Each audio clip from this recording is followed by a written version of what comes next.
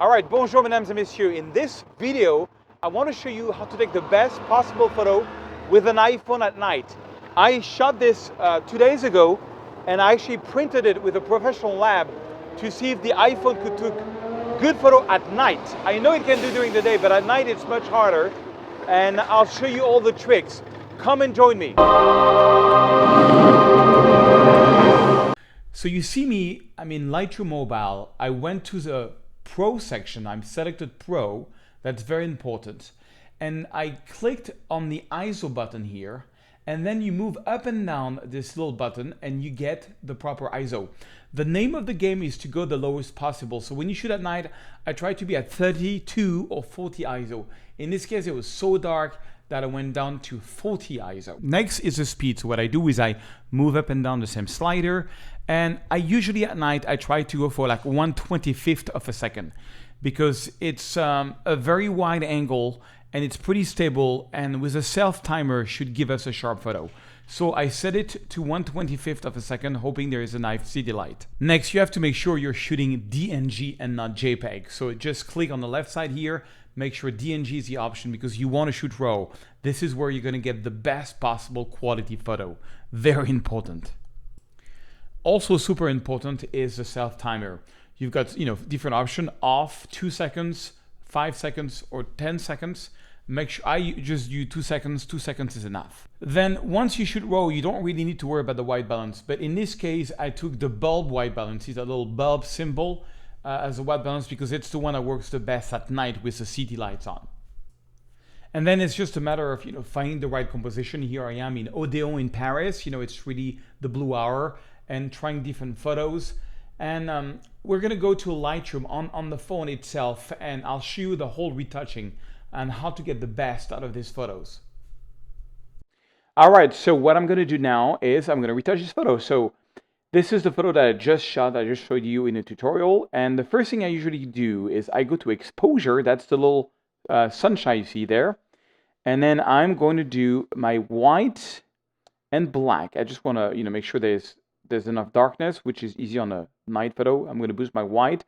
On this one, I have to make it a bit brighter for you guys because I pre-recorded this tutorial a couple of times, and every time it came out too dark. So I have to exaggerate the exposure, but in real life, it's just because of the tutorial.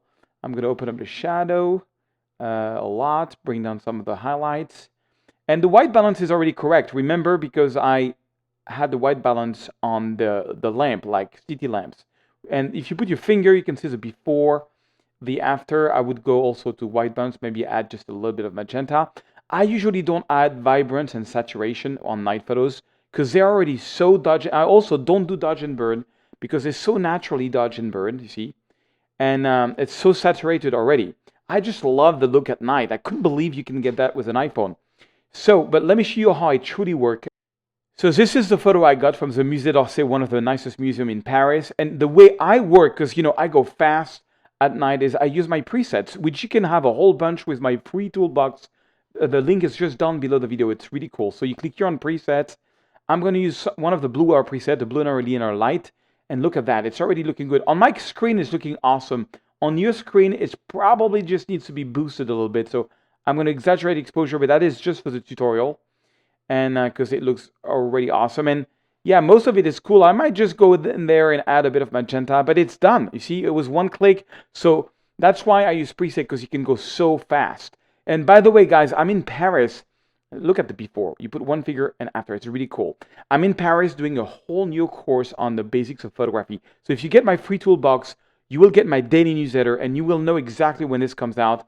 It's a 5-module course that takes you from 0 to pro. The first module is all about the basics of photography. Everything, like very basic. Then we get into finding the photo and composition very heavily. I took a cameraman all summer with me and we filmed all over Switzerland, south of France, and Paris, really showing you all the bad photos and all the good photos.